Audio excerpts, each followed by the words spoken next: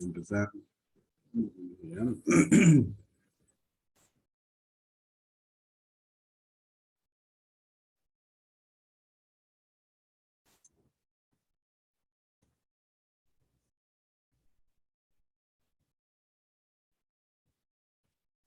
Aquí, por ejemplo, yo saqué algunos ejercicios sencillos de análisis de oh, un archivo, está fallando, sí. Bueno, ahora sí. Por ejemplo, se tienen 5 personas en las cuales se hace un análisis, el tiempo que demora en escribir una carta, escribir la dirección sobre, meter la carta, poner la estampilla, y vemos de que de esas 5 personas, hay una persona que para escribir una carta demora mucho tiempo. En este caso, si ustedes consideran a esa persona, va a afectar en este caso, digamos, a este proceso de escribir la carta. Es decir, de que se haga la moda mediana, sacan el valor promedio, este valor va a afectar a su sistema de medición. Aquí, por ejemplo, bueno, podemos considerar normal. Oscila entre 1, 2 y 3 minutos. El de meter la carta, esta persona demora mucho. Si ustedes consideran este valor en su análisis, les va a afectar, ¿ya? Entonces, en este caso, hay que despreciar los valores extremos que son altos, ¿ya? Y se determinan los tiempos promedios de escribir la carta, poner la dirección sobre, meter esa carta en ese sobre, descontando aquellos que puedan restar en el tiempo promedio. Porque ustedes incurrirían un error en el sentido de que, porque esa persona demora mucho, eh, va a incidir en su sistema de medición de ustedes. Lógicamente hay que considerarlo como sistema aislado. Y luego, para obtener un tiempo normal, ¿ya? Consideramos esos valores promedios por la evaluación. Es decir, por ejemplo, de estos valores 8, 10, 9 y 11, el promedio es 9.5. Esto, ¿no? Y se considera de que la evaluación es de 120, que equivale en relación a 1, a 1.2, este 1.05, este 1.1. Yo eso es lo que quería haber explicado bien, de que esto lo van a encontrar en los libros, pero acá este problema les muestra de que ustedes cometerían un error si consideran los valores extremos, ¿ya? Entonces, ¿qué significa el tiempo normal? De que este proceso, ya, en vez de el tiempo promedio, debía ser de 11.4 minutos, este de 2.31 y este de 1.65. O sea, Eso es lo que debería considerarse como tiempos normales, porque lógicamente de que esta persona demoró 21, aquí demoró 5, son valores muy críticos, ¿ya? Entonces, eso es lo que usted va a encontrar en los libros, de que cuando ustedes analicen valores, aquellos que son extremos van a incidir y repercutir en los análisis obtenidos solamente por una persona. Entonces, esto ya, sumados estos tiempos normales para cada actividad que hacen esta secretaria, que son 5, ya, se determina de que todo ese proceso debe ser concluido en 15.35 minutos. Pero hay que considerar un factor de concesión. ¿Y qué es ese factor de concesión? Bien, ese factor de concesión es aquel en que se determina, por ejemplo, el retraso que pueda darse por fatiga, un porcentaje, ¿ya? Ese porcentaje, lógicamente, en algunos libros está expresado de acuerdo al tipo de trabajo, ¿ya? Entonces, en este caso, por ejemplo, se conceptúa un factor de concesión del 15%. Esto quiere decir de que este trabajo normal, considerando ese factor de concesión, debería ser concluido en 18,07 minutos. ¿Ya? ¿Está claro hasta ahí? Ujú. Más o menos. Ya. Si nos fijamos acá, 8 más 2 es 10, 12, 13, 14 acá es 12, 14, acá es 9 más 11 más 5 son 16, aquí es muy grande, son 22, 24, aquí es 14, 15. Eso es lo que harían estas 5 personas haciendo ese trabajo. ¿Y qué es lo que determinamos nosotros? De que el trabajo efectuado por ese grupo de personas debe ser concluido en 18 minutos, en 18:07 minutos. Por ejemplo, aquí tenemos un valor que está por debajo de los 18 minutos. Aquí son 15, aquí son 16, aquí son 22, 24, 11, 14, 15. Entonces, lo que estamos logrando estandarizar es de que este trabajo de hacer estas 3 actividades debería ser efectuada en 18 minutos. Lógicamente queremos lo siguiente. Acá esta persona lo hace en 14, esta también en 14. Acá este y este de acá. Podemos decir de que hay 2 personas que están fuera del estándar, ¿ya? Entonces, lógicamente de que acá incide bastante el factor de concesión, ¿ya? Entonces, eso es lo que se pretende en un estudio de tiempo.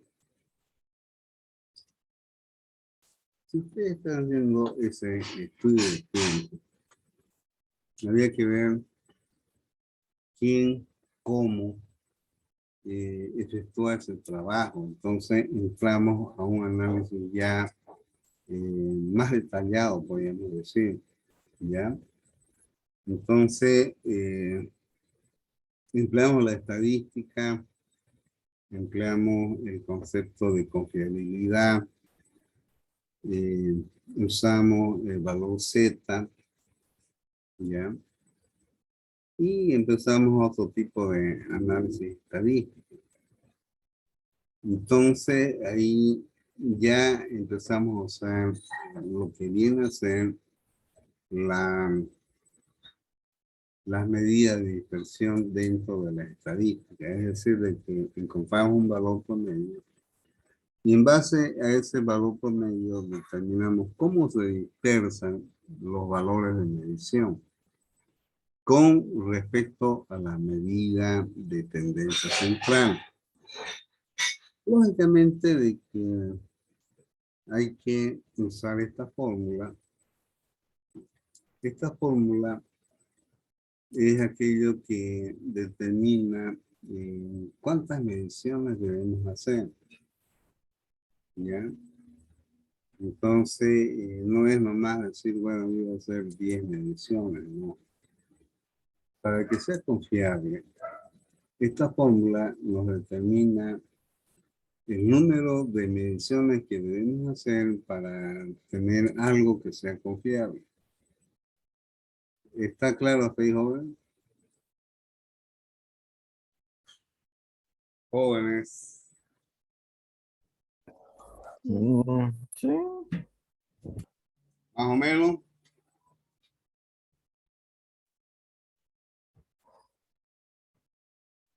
Ya cuando se ve en ejercicio es otra cosa.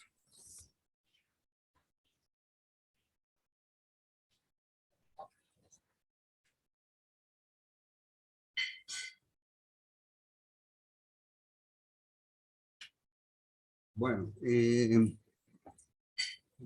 esto de acá es la base que yo les voy a, si no la envié como dice su compañera, eh, esto yo les voy a enviar.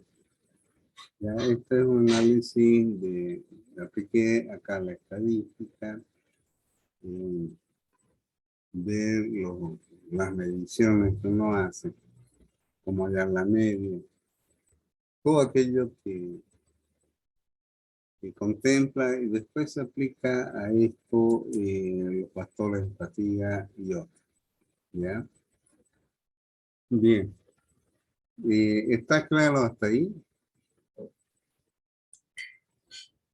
Hola. Bueno, cuando uno va a efectuar este tipo de estudios, es necesario tener qué instrumento vamos a usar para hacer esa medición. Lógicamente, si contamos un cronómetro que sea, digamos, confiable, tenemos que hacer un tablero en los cuales vamos a registrar los datos de forma adecuada. Y es más, en vez de una calculadora, para mí, hoy en día, hablar de una calculadora son 15 minutos. ¿Qué tal si hablamos de efectuar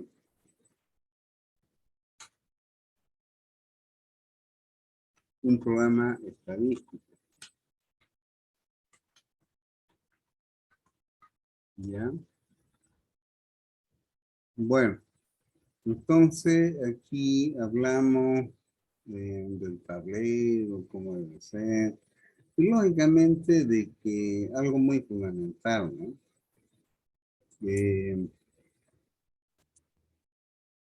¿Qué persona vamos a seleccionar? Lógicamente que vimos anteriormente de que aquellas que tienen problemas que salen fuera de los valores normales. Hay que descartarlos porque van a incidir en forma negativa en el proceso de medición. ¿Ya? Bueno, por ejemplo acá, del cumplimiento de las normas exigidas de producción, por ejemplo, el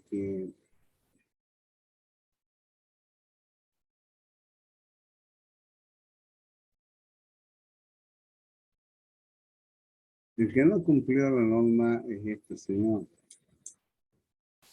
don Ronald Rojas, que está por debajo del 100%. Entonces, en este sistema de emisión se le excluye a este señor y se consideran estos otros 5, ¿ya? Y en base a ello se empieza a efectuar el estudio. Bien. En base a ello es de que, por ejemplo, cuando entramos a hacer un análisis de tiempo, dependiendo del sistema de producción, podemos encontrar estándares que dicen hay que considerar tiempos válidos fuera del servicio, lo que viene a ser el factor de concesión y otros que están relacionados al tipo de proceso. Bueno, en base a ello es de que vuelvo nuevamente acá a lo que estamos analizando acá. Aquí de entrada vemos de que efectivamente los rendimientos fueron bajos y les puedo decir yo que trabajé ahí, se notaba claramente de que no se podía llegar ni siquiera al 50% de aprovechamiento de la línea. Al contrario, había una línea vieja en la cual la gente estaba más habituada a trabajar, conocía su máquina. En botella de vidrio se lograban rendimientos muy buenos, pero en esta línea de tecnología de punta era muy grave. Y esos son datos reales de los que se muestran acá, ¿ya? De tal manera de que esa variabilidad, dispersión con respecto al valor promedio es incidente en el sentido de que ¿por qué tanta variabilidad? ¿Qué es lo que ocurre? ¿Por qué ocurre? ¿Por qué no podemos incrementar nuestros volúmenes de producción a más de 814 botellas por hora? Bien. Que esta es la desviación. Hay 814 botellas más o menos respecto al valor de la media. Y es grande la media. ¿Ya?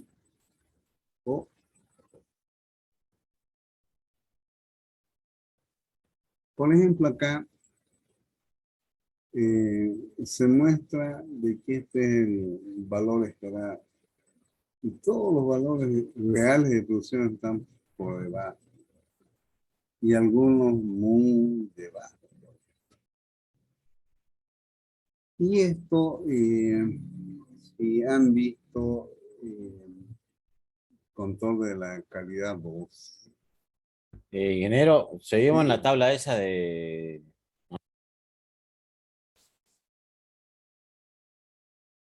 No lo tengo.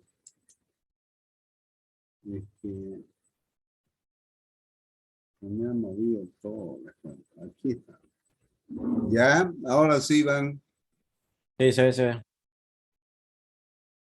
Bueno, por ejemplo, acá es la representación gráfica de los datos reales con respecto al valor nominal. Y claramente, yo les decía, ustedes han visto ya calidad 2. En calidad 2 ustedes ven el SPK y otros que muestran en un sistema de producción precisamente esto,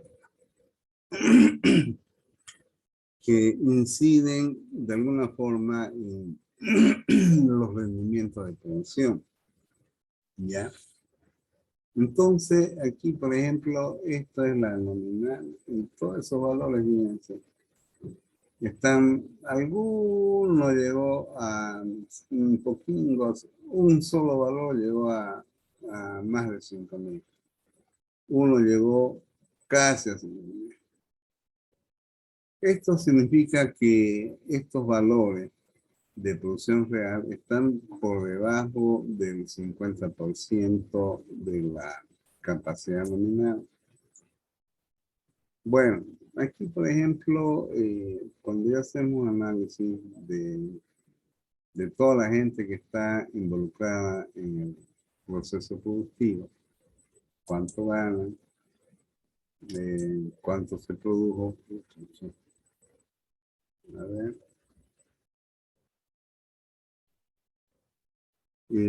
se hace un costeo, ya, en producción de paquetes, porque ustedes saben de que las gaseosas de 2 litros se venden en paquetes de 6 unidades, ¿ya? Entonces aquí se hace un análisis de los costos en función a los sueldos que gana la gente, ¿ya? Y bueno, se va determinando incluso el costo horario, ¿no? Bueno, aquí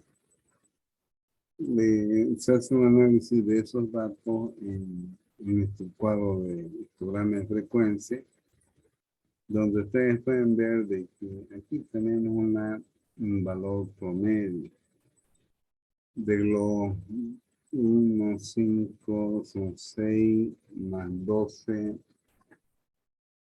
son 18, más 10, son 28, 30. De 30 datos analizados, ¿ya? Se hace un análisis de este cuadro de distribución de frecuencia, donde indica de que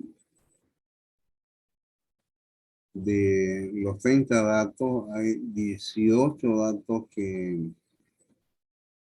los rendimientos están por debajo de 9.77 dólares.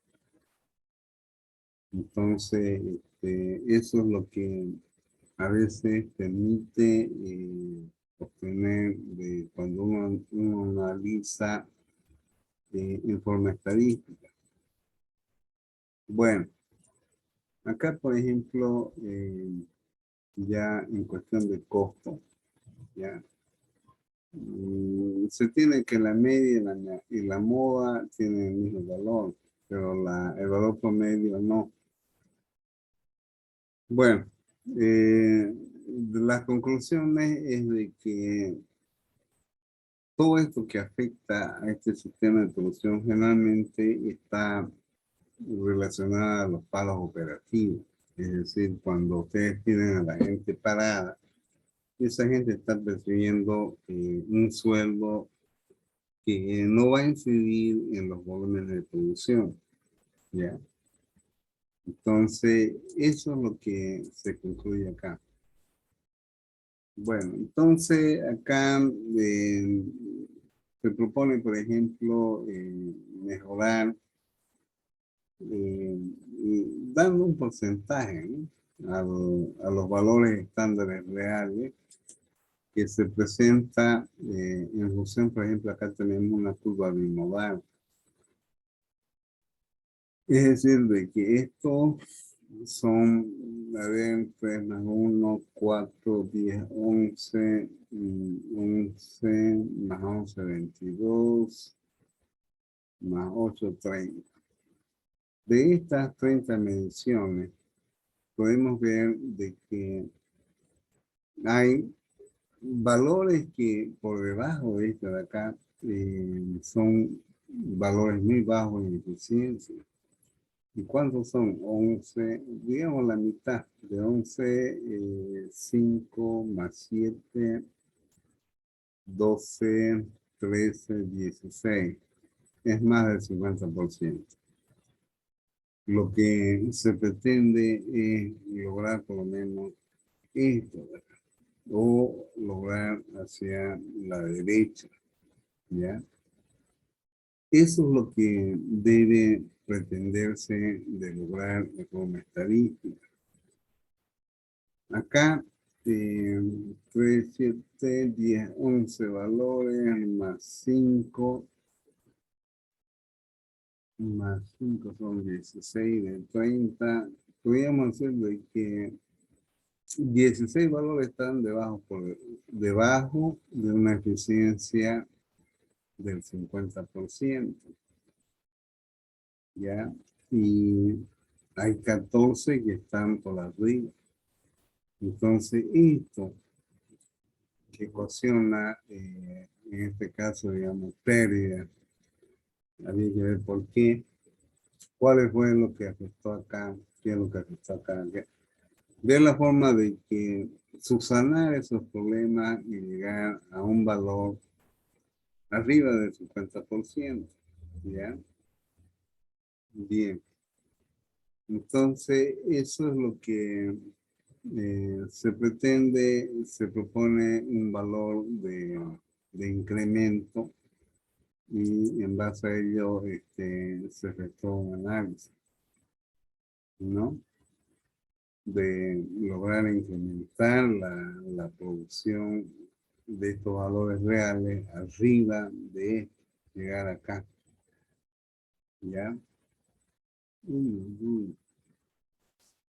Así que no sentido. Bueno, entonces eso es lo que se hizo en este trabajo, ¿ya?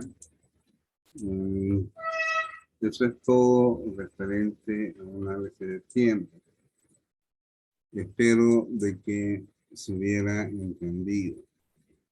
Estaba buscando un trabajo de grado que dependió, pero lamentablemente no, que es similar a este, ¿ya? Y donde uno de los tribunales internos dijo, pero ahí es una apuesta de mejorar el tiempo en un proceso de envasado de agua de mesa para la empresa, bueno, una de las empresas que vende harta agua acá, después de Coca-Cola. Y ahí me di cuenta de que, pese a que yo no soy ingeniero industrial, me di cuenta que el tipo estaba errado. El análisis de tiempo es ese que yo les muestro, de que ustedes tienen datos y esos datos tienen que analizarlos en forma estadística, determinar cuál es la tendencia central y buscar un valor de estandarizar como propuesta. Para lograr esa propuesta había que capacitar a los operarios. Y entonces yo le respondí al jefe de carrera de que lamentablemente la persona que hizo ese comentario no analiza esto. Y ustedes en su vida profesional se pueden encontrar con personas así. Y lo que se debe pretender por decir, es básicamente cómo eh,